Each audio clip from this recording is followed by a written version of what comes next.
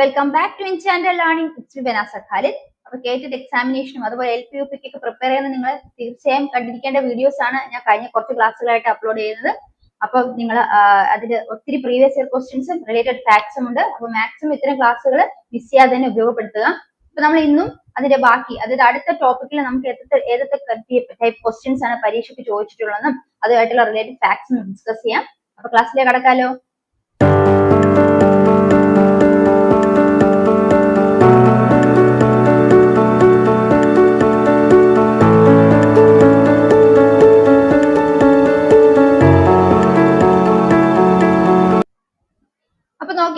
ഇന്ന് നമ്മൾ പഠിക്കാൻ പോകുന്ന വിദ്യാഭ്യാസ മനഃശാസ്ത്രത്തിന്റെ ഉപകരണങ്ങളാണ്. അപ്പൊ വിദ്യാഭ്യാസ മനഃശാസ്ത്രത്തിന് ഏതൊക്കെ തരത്തിലുള്ള ഉപകരണങ്ങളാണ് ഉപയോഗപ്പെടുത്തുന്നത് നോക്കാം. വിദ്യാഭ്യാസ മനഃശാസ്ത്രത്തെ ദത്തശേഖരത്തിന് ഉപയോഗിക്കാവുന്ന വിവിധ ഉപാധികൾ. അപ്പൊ വിദ്യാഭ്യാസ മനഃശാസ്ത്രത്തിന് ദത്തശേഖരണത്തിന്, അല്ലെങ്കിൽ ഡേറ്റ കളക്ഷൻ ഉപയോഗിക്കപ്പെടാവുന്ന വിവിധ ഉപാധികൾ ഏതൊക്കെയാണ്, മാർഗങ്ങൾ ഏതൊക്കെയാണ് നമുക്ക് നോക്കാം. ദത്തശേഖരണത്തിന്റെ ഉപാധികൾ എന്നറിയപ്പെടുന്ന ഏതൊക്കെയാണ്? ഒന്ന് ശോധകം അഥവാ ടെസ്റ്റ്, അല്ലെ? ശോധകം എന്നറിയപ്പെടുന്ന എന്താണ്? ടെസ്റ്റ് ആണ്. രണ്ട് സംഭവ വിവരണ രേഖ അല്ലെങ്കിൽ അനക്ഡോട്ടൽ റെക്കോർഡ്സ്, അല്ലെ? സംഭവ വിവരണ രേഖ അല്ലെങ്കിൽ അനക്ഡോട്ടൽ റെക്കോർഡ്സ്. അടുത്ത എന്താണ്?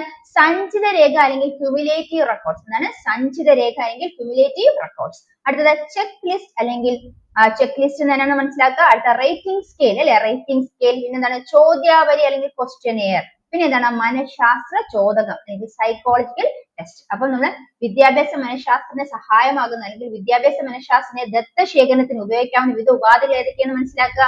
ഒന്നാമത് മനസ്സിലാക്കേണ്ടത് ശോധകമാണ്, അല്ലെങ്കിൽ ടെസ്റ്റ്. ഇനി സംഭവ വിവരണ രേഖ അല്ലെങ്കിൽ അനക്ഡോട്ടൽ റെക്കോർഡ്സ്, സഞ്ചിത രേഖ അല്ലെങ്കിൽ ക്യുമുലേറ്റീവ് റെക്കോർഡ്സ്, ചെക്ക് ലിസ്റ്റ് അഥവാ അത് ചെക്ക് ലിസ്റ്റ് എന്നറിയപ്പെടുന്നു. പിന്നെ റേറ്റിംഗ് സ്കെയിൽ, പിന്നെ ചോദ്യാവലി അല്ലെങ്കിൽ ക്വസ്റ്റ്യനെയർ, പിന്നെ മനഃശാസ്ത്ര ചോദകം അല്ലെങ്കിൽ സൈക്കോളജിക്കൽ ടെസ്റ്റ്. ഇനി നമുക്ക് ഇത് ബേസ് ചെയ്ത് എത്തരത്തിലുള്ള ക്വസ്റ്റ്യൻസ് ആണ് വന്നതെന്ന് അതിന്റെ റിലേറ്റഡ് ഫാക്ട്സും കൂടെ നോക്കിപ്പോ. അപ്പൊ ഒന്നാമത്തെ ചോദ്യം നോക്കി. കുട്ടികളിൽ ഉണ്ടാവുന്ന അവിചാരിതവും ആകസ്മികവുമായ പ്രതികരണങ്ങൾ അപ്പോൾ രേഖപ്പെടുത്തുന്നത് ഏത് ഉപാധി ഉപയോഗിച്ചാണ്, അല്ലെ? കുട്ടികളിൽ ഉണ്ടാവുന്ന അവിചാരിതവും ആകസ്മികവുമായ പ്രതികരണങ്ങൾ അപ്പോൾ രേഖപ്പെടുത്തുന്നത് എങ്ങനെയാണ്? ഉത്തരം എന്താണ്? സംഭവ വിവരണ രേഖ അല്ലെങ്കിൽ അനക്ഡോട്ടൽ റെക്കോർഡ്സ്. അപ്പൊ എന്താണ്? സംഭവ വിവരണ രേഖ അല്ലെങ്കിൽ അനക്ഡോട്ടൽ റെക്കോർഡ്സിലാണ് കുട്ടികളിൽ ഉണ്ടാവുന്ന അവിചാരിതവും ആകസ്മികവുമായ പ്രതികരണങ്ങൾ അപ്പോൾ രേഖപ്പെടുത്തി വെക്കുന്നത്.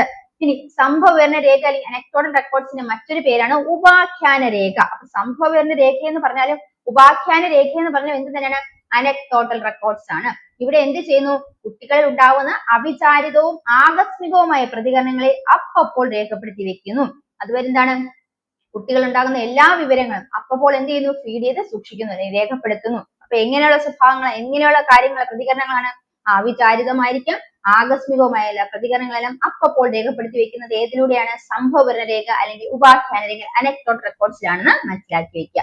ഇനി വിദ്യാർത്ഥിയുടെ പെരുമാറ്റത്തിലെ എടുത്തു പറയത്തക്ക സംഭവങ്ങൾ രേഖപ്പെടുത്തി വെക്കുന്നു. അപ്പൊ ഇവിടെ വിദ്യാർത്ഥികളുടെ പെരുമാറ്റത്തിൽ എന്തെങ്കിലും എടുത്തു പറയത്തക്ക സംഭവങ്ങൾ ഉണ്ടെങ്കിൽ അതുകൂടി എവിടെയാണ് രേഖപ്പെടുത്തി വെക്കുന്നത്? ഈ അനക്ഡോട്ടൽ റെക്കോർഡ്സ് അല്ലെങ്കിൽ സംഭവ വിവരണ രേഖയിൽ അല്ലെങ്കിൽ ഉപാഖ്യാന രേഖയിൽ രേഖപ്പെടുത്തി വെക്കുന്നു. അപ്പൊ എന്താണ് സംഭവ വിവരണ രേഖ അല്ലെങ്കിൽ ഉപാഖ്യാന രേഖ എന്ന് പറഞ്ഞൊരു ഐഡിയ കിട്ടിയോ? അപ്പൊ ചോദ്യം എന്തായിരുന്നു? കുട്ടികളിൽ ഉണ്ടാവുന്ന അവിചാരിതവും ആകസ്മികവുമായ പ്രതികരണങ്ങൾ അപ്പോൾ രേഖപ്പെടുത്തുന്നത് എവിടെയാണ്? ഏത് ഉപാധി ഉപയോഗിച്ചാണ്? സംഭവ വിവരണ രേഖ അല്ലെങ്കിൽ അനക്ഡോട്ടൽ റെക്കോർഡ്സ്. മനസ്സിലാക്കേണ്ടത് വിദ്യാർത്ഥിയിലെ പെരുമാറ്റത്തിലെ എടുത്തു പറയത്തക്ക സംഭവങ്ങൾ കൂടി ഇവിടെ രേഖപ്പെടുത്തി വെക്കപ്പെടുന്നു. അപ്പൊ അത്രയും കാര്യം മനസ്സിലായോ? അടുത്ത ചോദ്യത്തിലേക്ക് പോവാം. നോക്കൂ, ഒരു വിദ്യാർത്ഥിയുടെ വിദ്യാലയ ജീവിതത്തിന്റെ സമഗ്ര രേഖയാണ് ഏതാണ്? ഒരു വിദ്യാർത്ഥിയുടെ വിദ്യാലയ ജീവിതത്തിന്റെ സമഗ്ര രേഖ എന്നറിയപ്പെടുന്നത് ഉത്തരം സഞ്ചിത രേഖ അല്ലെങ്കിൽ ക്യുമുലേറ്റീവ് റെക്കോർഡാണ്. അപ്പൊ നോക്കുക, ഒരു വിദ്യാർത്ഥിയുടെ വിദ്യാലയ ജീവിതത്തിന്റെ സമഗ്ര രേഖ എന്നറിയപ്പെടുന്ന ഏതാണ്? സഞ്ചിത രേഖയാണെങ്കിൽ ക്യുമുലേറ്റീവ് റെക്കോർഡാണ്. നോക്കാം, വിദ്യാർത്ഥിയുടെ വിദ്യാലയ ജീവിത അനുഭവങ്ങളുടെ സമഗ്രമായ രേഖയാണ് സഞ്ചിത രേഖ. അപ്പൊ സഞ്ചിത രേഖ എന്ന് പറയുന്നത് എന്താണ്? ഒരു വിദ്യാർത്ഥിയുടെ വിദ്യാലയ ജീവിത അനുഭവങ്ങളുടെ സമഗ്രമായ രേഖയാണ് സഞ്ചിത രേഖ. ഒരു വിദ്യാർത്ഥി വിദ്യാലയ ജീവിതത്തിൽ ആ വിദ്യാർത്ഥിക്ക് നേരിട്ട് അനുഭവിക്കാൻ സാധിക്കുന്ന എല്ലാ അനുഭവങ്ങളുടെയും സമഗ്രമായ രേഖയാണ് സഞ്ചിത രേഖ എന്ന് മനസ്സിലാക്കാം.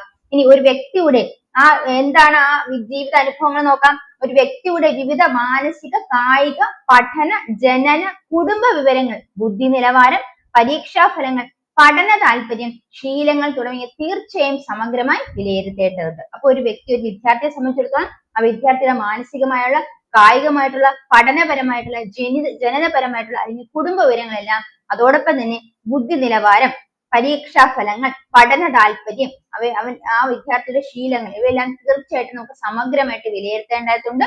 അപ്പൊ ഇത് ഏത് രേഖയുടെ സഹായത്തോടെയാണ് നടത്തുന്നത്? ക്യുമുലേറ്റീവ് റെക്കോർഡ് സഞ്ചിത രേഖയുടെ സഹായത്തോടെയാണ് നടത്തുന്നത്. അപ്പൊ ഇവിടെ തുടർ മൂല്യനിർണ്ണയത്തിന് ഉചിതമായ ഒരു ഉപാധി കൂടിയാണ് ഏത്? സഞ്ചിത രേഖ അല്ലെങ്കിൽ ക്യുമുലേറ്റീവ് റെക്കോർഡ് എന്ന് കൂടെ ഓർത്തു വെക്കുക. അപ്പൊ എന്താണ് മനസ്സിലാക്കേണ്ടത്? ഒരു വിദ്യാർത്ഥിയുടെ വിദ്യാലയ ജീവിത അനുഭവങ്ങളുടെ സമഗ്രമായ രേഖ എന്നറിയപ്പെടുന്ന ഏതാണ്? സഞ്ചിത രേഖ അല്ലെങ്കിൽ ക്യുമുലേറ്റീവ് റെക്കോർഡ്. ഇനി അവിടെ ഒരു വിദ്യാർത്ഥിയുടെ അല്ലെങ്കിൽ വ്യക്തിയുടെ എന്താണ് മാനസിക, കായിക, പഠന, ജനന, കുടുംബ വിവരങ്ങൾ, അതോടൊപ്പം തന്നെ ആ വിദ്യാർത്ഥിയുടെ ബുദ്ധി നിലവാരം, പരീക്ഷാ ഫലങ്ങൾ, പഠന താല്പര്യം, ശീലങ്ങൾ ഇവയെല്ലാം സമഗ്രമായിട്ട് വിലയിരുത്തുന്നു. അപ്പൊ അതങ്ങനെ വിലയിരുത്തുന്നതിനാൽ എന്തിനു സാധ്യമാണ്? അവിടെ തുടർ മൂല്യനിർണ്ണയത്തിന് ഉചിതമായ ഒരു ഉപാധി കൂടിയാണ് സഞ്ചിത രേഖ ക്യുമുലേറ്റീവ് റെക്കോർഡ്. പോയിന്റ് മനസ്സിലായോ? അപ്പൊ ഈ ക്വസ്റ്റ്യൻ ഇനി എവിടെ കണ്ടാൽ നിങ്ങൾക്ക് ഉത്തരം പറയാൻ സാധിക്കുമല്ലോ. അടുത്ത ക്വസ്റ്റ്യൻ പോവാം. നോക്കാം. മുൻകൂട്ടി നിശ്ചയിക്കപ്പെട്ട പദ്ധതികൾ നിർവഹിക്കപ്പെടുന്നുണ്ടോ എന്ന് പരിശോധിക്കാനുള്ള ഉപാധിയാണ് ഏതാണ്? ഉത്തരം ചെക്ക് ലിസ്റ്റ് ആണ്. നോക്കാം. മുൻകൂട്ടി നിശ്ചയിക്കപ്പെട്ട പദ്ധതികൾ മുൻകൂട്ടി നിശ്ചയിക്കപ്പെട്ട പദ്ധതികൾ നിർവഹിക്കപ്പെടുന്നുണ്ടോ എന്ന് പരിശോധിക്കാൻ ഉപാധിയായിട്ട് അറിയപ്പെടുന്ന ചെക്ക് ലിസ്റ്റ് അല്ലെങ്കിൽ എന്താണ് പറയാ? പരിശോധന പട്ടിക അല്ലെങ്കിൽ ചിഹ്നങ്ങ പട്ടിക. അപ്പൊ ചെക്ക് ലിസ്റ്റിന് പരിശോധന പട്ടിക അല്ലെങ്കിൽ ചിഹ്നങ്ങ പട്ടിക എന്നും അറിയപ്പെടുന്നു. അവിടെ എന്താണ്? മുൻകൂട്ടി നിശ്ചയിക്കപ്പെട്ട പദ്ധതികൾ നിർവഹിക്കപ്പെടുന്നുണ്ടോ എന്ന് പരിശോധിക്കുന്ന ഒരു ഉപാധിയാണ്. അപ്പൊ മുൻകൂട്ടി എന്തെങ്കിലും കാര്യങ്ങൾ നിർവഹിക്കാൻ തീരുമാനിച്ചിട്ടുണ്ടെങ്കിൽ ആ കാര്യങ്ങളൊക്കെ നിർവഹിക്കപ്പെടുന്നുണ്ടോ എന്ന് പരിശോധിക്കാൻ ഉപയോഗിക്കുന്ന ഉപാധി ഏതാണെന്ന് വെച്ചാൽ ചെക്ക് ലിസ്റ്റ് ആണ്. പേരിൽ നിന്ന് നമുക്ക് മനസ്സിലാക്കാം എന്താണ്? ചെക്ക് ലിസ്റ്റ് ആണ് അല്ലെ? പരിശോധിക്കാൻ ഉപയോഗിക്കുന്ന ഉപാധിയാണ്. എന്ത് പരിശോധിക്കാനാണ്? മുൻകൂട്ടി നിശ്ചയിച്ച പദ്ധതികൾ നിർവഹിക്കപ്പെടുന്നുണ്ടോ, അത് കാര്യക്രമമായിട്ട് നടന്നു പോകുന്നുണ്ടോ എന്ന് പരിശോധിക്കാൻ ഉപയോഗിക്കുന്ന ഉപാധിയാണ് ഇത് ചെക്ക് ലിസ്റ്റ്. ഇനി പരിശോധന പട്ടിക എന്നും അറിയപ്പെടുന്നു. ഇനി കുട്ടികളുടെ സ്വഭാവ വിശേഷം അഥവാ നേട്ടമാണ് പരിശോധിക്കേണ്ടത്. അപ്പൊ ഇവിടെ കുട്ടികളെ സംബന്ധിച്ചിടത്തോളം ഒരു ഉപാധിയാണ് അല്ലെ? അപ്പൊ അവിടെ എന്താണ് അവിടെ പരിശോധിക്കേണ്ടത്? കുട്ടികളുടെ സ്വഭാവ വിശേഷണം അല്ലെങ്കിൽ നേട്ടമാണ് അവിടെ പരിശോധിക്കേണ്ടത് അല്ലെ? മുൻകൂട്ടി കുറെ കാര്യങ്ങൾ തീരുമാനിച്ചു വെച്ചിട്ടുണ്ട്, അത് കറക്റ്റ് ആയ രീതിയിൽ നിർവഹിക്കപ്പെടുന്നുണ്ടോ, അവരുടെ സ്വഭാവ സവിശേഷണത്തിൽ എന്തെങ്കിലും വ്യത്യാസമുണ്ടോ, അവർക്ക് എന്തെങ്കിലും നേട്ടം പഠനത്തിലൂടെ ലഭിച്ചിട്ടുണ്ടോ, അല്ലെങ്കിൽ പഠനമില്ല അവർക്ക് പല രീതിയിലുള്ള പഠനം നടക്കുന്നുണ്ട് അല്ലെ? അപ്പൊ പഠനത്തിലൂടെ കുട്ടികളുടെ എന്തെങ്കിലും നേട്ടം ലഭിച്ചിട്ടുണ്ടോ, അവരുടെ സ്വഭാവത്തിൽ എന്തെങ്കിലും വ്യത്യാസങ്ങൾ അല്ലെങ്കിൽ സ്വഭാവത്തില് മാറ്റങ്ങൾ ഉൾക്കൊള്ളാൻ സാധിച്ചിട്ടുണ്ടോ എന്നൊക്കെ പരിശോധിക്കാൻ ഉപയോഗിക്കുന്ന ഉപാധിയാണ് ഇത് ചെക്ക് ലിസ്റ്റ് അല്ലെങ്കിൽ പരിശോധന പട്ടിക. ഇനി വിവിധ വ്യവഹാരങ്ങൾ, കഴിവുകൾ, താല്പര്യ മേഖലകൾ, കുട്ടികളുടെ കൃത്യനിഷ്ഠത, അനുസരണം, പഠനശീലം ഇവയെല്ലാം പരിശോധിക്കാം. അപ്പൊ ഇവിടെ എന്താണ്? കുട്ടികളെ വിവിധ വ്യവഹാരങ്ങൾ പഠിക്കാൻ സാധിക്കുന്നു, അതുപോലെ കഴിവുകളെ പരിശോധിക്കാൻ സാധിക്കുന്നു, താല്പര്യ മേഖല കുട്ടികൾക്ക് ഏതൊക്കെ മേഖലയിലാണ് താല്പര്യമെന്ന് മനസ്സിലാക്കാൻ സാധിക്കുന്നു, അതുപോലെ കുട്ടികളെ കൃത്യനിഷ്ഠത, അതുപോലെ അനുസരണം, പഠനശീലം ഇവയെല്ലാം പരിശോധിക്കാൻ ഏത് ഉപാധിയാണ് ഉപയോഗപ്പെടുത്തുന്ന? ചെക്ക് ലിസ്റ്റ് അല്ലെങ്കിൽ പരിശോധന പട്ടിക. ഇനി വ്യക്തിത്വ വിവരങ്ങൾ ലളിതമായി ശേഖരിക്കുന്നതിനും ഒരേ സമയത്ത് ഒന്നിലധികം പേരുടെ വിവരങ്ങൾ ശേഖരിക്കുന്നതിനും ചെക്ക് ലിസ്റ്റിലൂടെ സാധിക്കും. ചെക്ക് ലിസ്റ്റിന്റെ മറ്റൊരു പ്രത്യേകത എന്താണ്? വ്യക്തിത്വ വിവരങ്ങൾ വളരെ ലളിതമായിട്ട് ശേഖരിക്കാൻ സാധിക്കുന്നു, അതോടൊപ്പം തന്നെ ഒരേ സമയത്ത് ഒന്നിലധികം പേരുടെ വിവരങ്ങൾ ശേഖരിക്കാനും ചെക്ക് ലിസ്റ്റിലൂടെ സാധിക്കും. അപ്പൊ അതാണ് അവിടെ മറ്റൊരു സവിശേഷത മനസ്സിലാക്കേണ്ടത്. ഒരു വ്യക്തിയുടെ വിവരങ്ങൾ ലളിതമായിട്ട് ശേഖരിക്കാൻ സാധിക്കുന്നു, അല്ലെങ്കിൽ വിദ്യാർത്ഥി വിവരങ്ങൾ ലളിതമായിട്ട് ശേഖരിക്കാൻ സാധിക്കുന്നു, അതോടൊപ്പം തന്നെ ഒരേ സമയത്ത് ഒന്നിലധികം വിദ്യാർത്ഥികൾ അല്ലെങ്കിൽ വ്യക്തികളുടെ പേരുകൾ വിവരങ്ങളും ശേഖരിക്കുന്നതിന് ചെക്ക് ലിസ്റ്റിലൂടെ സാധ്യമാകും. അപ്പൊ ഇത്രയും കാര്യങ്ങളാണ് നമ്മൾ ചെക്ക് ലിസ്റ്റിനെ കുറിച്ച് പ്രധാനമായിട്ട് മനസ്സിലാക്കേണ്ടത്. അതാണ് മുൻകൂട്ടി നിശ്ചയിക്കപ്പെട്ട പദ്ധതികൾ നിർവഹിക്കപ്പെടുന്നത്. നമ്മൾ 3 ക്വസ്റ്റ്യൻസ് പഠിച്ചു. ആ 3 ക്വസ്റ്റ്യൻസിലെ റിലേറ്റഡ് ഫാക്ട്സ് നിങ്ങൾക്ക് മനസ്സിലായെന്ന് വിശ്വസിക്കുന്നു. എങ്കിൽ നമുക്ക് 4ാമത്തെ ക്വസ്റ്റ്യനിലേക്ക് പോയാലോ. കുട്ടികളിലെ നിരീക്ഷിക്കപ്പെടുന്ന വ്യവഹാരങ്ങൾ എത്ര അളവിലും തീവ്രതയിലും ഉണ്ടെന്ന് രേഖപ്പെടുത്തുവാനുള്ള ഉപാധിയാണ് ഏതാണ് ഉപാധി? ചോദ്യം ഇതാണ്. കുട്ടികളിലെ നിരീക്ഷിക്കപ്പെടുന്ന വ്യവഹാരങ്ങൾ എത്ര അളവിലും തീവ്രതയിലും ഉണ്ടെന്ന് രേഖപ്പെടുത്താനുള്ള ഉപാധി ഏതാണ്? റേറ്റിംഗ് സ്കെയിൽ ആണ് കേട്ടോ. അപ്പൊ കുട്ടികളിൽ നമുക്ക് നിരീക്ഷിക്കാൻ സാധിക്കുന്ന വ്യവഹാരങ്ങൾ എത്ര അളവിലും തീവ്രതയിലുമാണ് ഉള്ളതെന്ന് രേഖപ്പെടുത്താൻ ഉപയോഗിക്കുന്ന ഉപാധി ഏതാണ്? റേറ്റിംഗ് സ്കെയിൽ ആണ് കേട്ടോ. ഇനി റേറ്റിംഗ് സ്കെയിൽ എന്ന് പറയുന്നത് ചെക്ക് ലിസ്റ്റിന്റെ ഉയർന്ന രൂപമാണ് അല്ലെ? റേറ്റിംഗ് സ്കെയിൽ എന്ന് പറയുന്നത് എന്താണ്? ചെക്ക് ലിസ്റ്റിനെ കാട്ടി കുറച്ചും കൂടെ ഉയർന്ന രൂപമാണ് റേറ്റിംഗ് സ്കെയിൽ.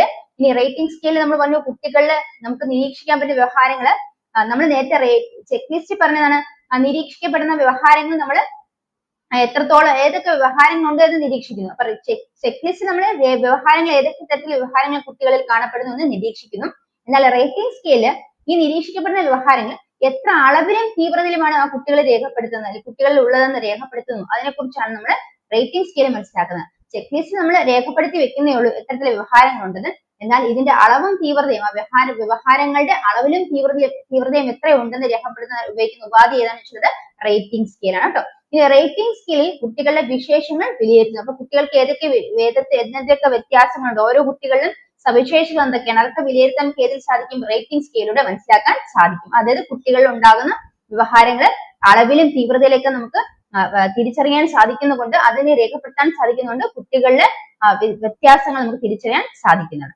ഇനി ഒരു വ്യവഹാരം ഉണ്ടോ ഇല്ലയോ എന്ന് പരിശോധിക്കുന്നതിന് പകരം എത്രത്തോളം ഉണ്ട് അല്ലെങ്കിൽ എത്രത്തോളം ഇല്ല എന്ന് പരിശോധിക്കാൻ ഏതിലൂടെ സാധിക്കുന്നു, റേറ്റിംഗ് സ്കെയിലൂടെ സാധിക്കും. അപ്പൊ റേറ്റിംഗ് സ്കെയിലിന്റെ ഉപയോഗം എന്തിനാണ്, ഒരു വ്യവഹാരം കുട്ടിയിൽ നിരീക്ഷിച്ചാൽ ആ ഒരു വ്യവഹാരം ഉണ്ടോ ഇല്ലേ എന്ന് പരിശോധിക്കുന്നതിനപ്പുറം എന്താണ് മനസ്സിലാക്കുന്നത്, ആ വ്യവഹാരത്തിന്റെ തീവ്രത എത്രത്തോളം ഉണ്ട്, ആ വ്യവഹാരം അല്ലെങ്കിൽ എത്രത്തോളം വ്യവഹാരം ആ കുട്ടികളിൽ ഇല്ല എന്ന് പരിശോധിക്കാൻ സഹായിക്കുന്ന ഒരു ഉപാധി കൂടിയാണ് ഏത്, റേറ്റിംഗ് സ്കെയിൽ. അപ്പൊ നമ്മൾ മനസ്സിലാക്കുക, ചെക്ക് ലിസ്റ്റിന്റെ കുറച്ചും കൂടെ ഉയർന്ന രൂപമാണ്. ചെക്ക് ലിസ്റ്റിൽ നമുക്ക് വ്യവഹാരങ്ങൾ നിരീക്ഷിക്കുന്നു, ഏതൊക്കെ വ്യവഹാരങ്ങൾ ഉണ്ട് ഇല്ലെന്ന് നമ്മൾ മനസ്സിലാക്കുന്നു. എന്നാൽ റേറ്റിംഗ് സ്കെയിൽ ആ വ്യവഹാരങ്ങൾ, നിരീക്ഷിക്കപ്പെടുന്ന വ്യവഹാരങ്ങൾ കുട്ടികളിൽ ഏതൊക്കെ അളവിലും തീവ്രതയിലുമാണ് ഉള്ളതെന്ന് രേഖപ്പെടുത്തുവാൻ സഹായിക്കുന്ന ഉപാധിയാണ് ഏത്, റേറ്റിംഗ് സ്കെയിൽ. മനസ്സിലായോ? അപ്പൊ അത്രയും കാര്യങ്ങളൂടെ ഓർത്തു വെക്കുക. അതാണ് റേറ്റിംഗ് സ്കെയിലിനെ കുറിച്ച് പ്രധാനമായിട്ട് നമ്മൾ മനസ്സിലാക്കേണ്ടത്. നോക്കാം, അടുത്ത ചോദ്യം, മനഃശാസ്ത്ര ശോധകത്തിന് ഉദാഹരണമായിട്ടുള്ളത് ഏതെല്ലാമാണ്? മനഃശാസ്ത്ര ശോധകത്തിന് ഉദാഹരണമായിട്ടുള്ളത് ഏതൊക്കെയാണ്? ബുദ്ധിശോധകം അഥവാ ഇന്റലിജൻസ് ടെസ്റ്റ്, പിന്നെ അഭിരുചി ശോധകം അല്ലെങ്കിൽ ആപ്റ്റിറ്റ്യൂഡ് ടെസ്റ്റ്. ഇനി ഒരു മനഃശാസ്ത്ര ശോധകം എടുക്കുകയാണ്, അതിന് ഉദാഹരണമായിട്ട് പറയാൻ നമുക്ക് ഏതൊക്കെ പറയാം, ബുദ്ധിശോധകം, ഇന്റലിജൻസ് ടെസ്റ്റ് എന്ന് പറയുന്ന ഒരു മനഃശാസ്ത്ര ശോധകമാണ്. ഇനി അഭിരുചി ശോധകം എന്ന് പറയുന്നത്, ആപ്റ്റിറ്റ്യൂഡ് ടെസ്റ്റ് എന്ന് പറയുന്ന ഒരു മനഃശാസ്ത്ര ശോധകമാണ്. പിന്നെ എന്താണ് മനഃശാസ്ത്ര ശോധകം? അതായത് ഒരു വ്യക്തിയുടെ ബുദ്ധി, നമ്മൾ പറഞ്ഞ ബുദ്ധിശോധകം അല്ലെ, ബുദ്ധി, അതുപോലെ താല്പര്യം, മനോഭാവം, വ്യക്തിത്വം, വികാരം തുടങ്ങിയ അളക്കുന്ന ശാസ്ത്രീയ ശോധകമാണ് മനഃശാസ്ത്ര ശോധകം. അപ്പൊ എന്താണ് മനഃശാസ്ത്ര ശോധകം? ഒരു വ്യക്തിയുടെ ബുദ്ധി, താല്പര്യം, മനോഭാവം അല്ലെ, ഒരു കുട്ടിയെ എടുക്കുകയാണെങ്കിൽ ആ കുട്ടിയിലെ ബുദ്ധി എത്രത്തോളം ഉണ്ടെന്ന് മനസ്സിലാക്കാൻ സാധിക്കുന്നു, ആ കുട്ടിക്ക് എന്തിനൊക്കെയാണ് താല്പര്യമുണ്ടെന്ന് മനസ്സിലാക്കാൻ സാധിക്കുന്നു അല്ലെ, അവന്റെ മനോഭാവം, അവന്റെ ആറ്റിറ്റ്യൂഡ് എങ്ങനെയാണെന്ന് മനസ്സിലാക്കാൻ സാധിക്കുന്നു, അവനുള്ള വ്യക്തിത്വം അല്ലെങ്കിൽ പേഴ്സണാലിറ്റി, പിന്നെ അതുപോലെ വികാരം, എന്തൊക്കെ ഇമോഷൻസ് ആണ് അവനിൽ ഉള്ളത് എന്നൊക്കെ എന്താണ് നമുക്ക് മനസ്സിലാക്കാൻ സാധിക്കുന്നത് ഏതിലൂടെയാണ്? അതിന് ഉപയോഗപ്പെടുന്ന ശാസ്ത്രീയ ശോധകമാണ് മനഃശാസ്ത്ര ശോധകം അല്ലെ. എന്തൊക്കെ ഇമോഷൻസ് ആണ് കുട്ടികളിൽ ഉള്ളത് അതൊക്കെ നമുക്ക് മനസ്സിലാക്കാൻ ഉപയോഗിക്കുന്ന ശാസ്ത്രീയ ശോധകം ഏതാണ്? മനഃശാസ്ത്ര ശോധകം. അപ്പൊ മനഃശാസ്ത്ര ശോധകം എന്താണ്? ഒരു വ്യക്തിയുടെ ബുദ്ധി, താല്പര്യം, മനോഭാവം, വ്യക്തിത്വം, വികാരം തുടങ്ങിയവ അളക്കുന്നതിനുള്ള ശാസ്ത്രീയ ശോധകമാണ് മനഃശാസ്ത്ര ശോധകം. ഇനി അതിന്റെ ഉദാഹരണമായിട്ട് പറയുകയാണെങ്കിൽ ബുദ്ധിശോധകം എന്തളക്കാൻ ഉപയോഗിക്കുന്നത്?